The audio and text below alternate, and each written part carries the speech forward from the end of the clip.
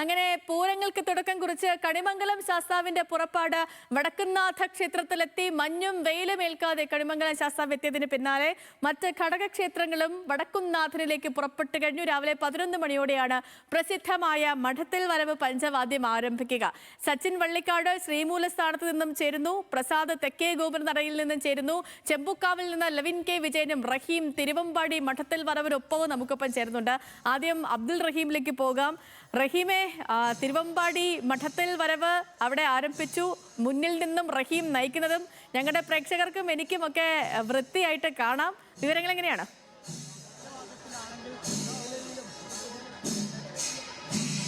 സേതു, അല്പസമയം മുമ്പാണ് തിരുവമ്പാടിയിൽ നിന്നുള്ള എഴുന്നള്ളത്ത് ആരംഭിച്ചത്. തിരുവമ്പാടി കണ്ണനാണ് തിരുവമ്പാടി ഭഗവതിയെ ദൃഢമേറ്റിയിരിക്കുന്നത്. വലിയ പൂരാവേശം നമുക്കിവിടെ കാണാൻ കഴിയുന്നുണ്ട്.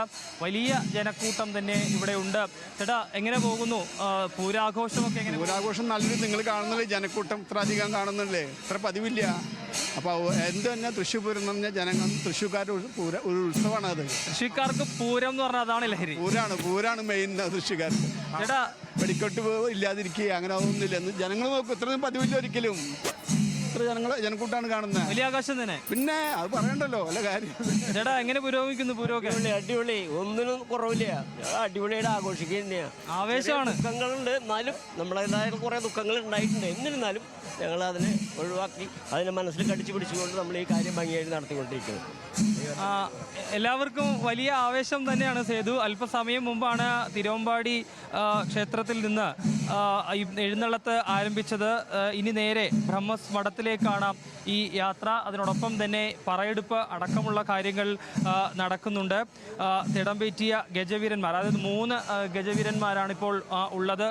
അതിനുശേഷം ബ്രഹ്മസ് മഠത്തിലേക്ക് എത്തുന്നതോടെ 9 ആനകൾ കൂടി ചേരുന്നു. അങ്ങനെ ആ ആനകളുടെ എണ്ണം വർദ്ധിക്കുന്നു. നിരവധി ആളുകൾ, അതായത് പൂരാവേശത്തിനൊട്ടും കുറവില്ല എന്നുള്ളത് തന്നെയാണ്. രാവിലെ മുതൽ തന്നെ ആ ക്ഷേത്രത്തിലേക്ക് എത്തിയ ആളുകളാണെങ്കിലും ഈ പറയുന്നത് പോലെ തന്നെ ഈ പുറത്തേക്ക് ഇറങ്ങാൻ കാത്തുനിന്ന ആളുകളൊക്കെയും വലിയ ആവേശത്തോടു കൂടി തന്നെയാണ്.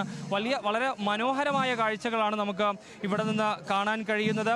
തൃശ്ശൂർ പൂരത്തിൻ്റെ പ്രശസ്തമായ ചടങ്ങുകളിലൊന്നാണ് മഠത്തിൽ വരവ്.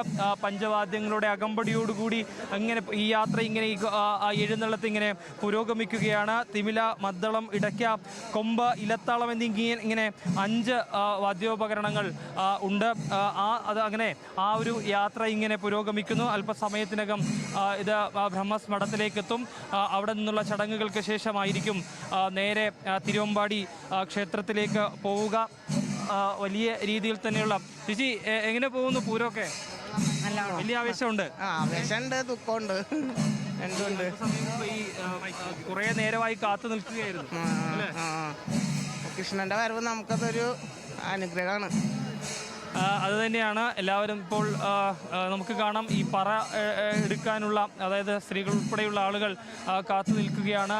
ഇങ്ങോട്ടേക്ക് അല്പസമയത്തിനകം തന്നെ തിരുവമ്പാടി ഭഗവതിയെ തിടംപേറ്റിക്കൊണ്ടുള്ള തിരുവമ്പാടി കണ്ണൻ അല്പസമയത്തിനകം ഇങ്ങോട്ടേക്ക് എത്തും. ഞാൻ റഹീമിലേക്ക് വരാം. ഇപ്പോൾ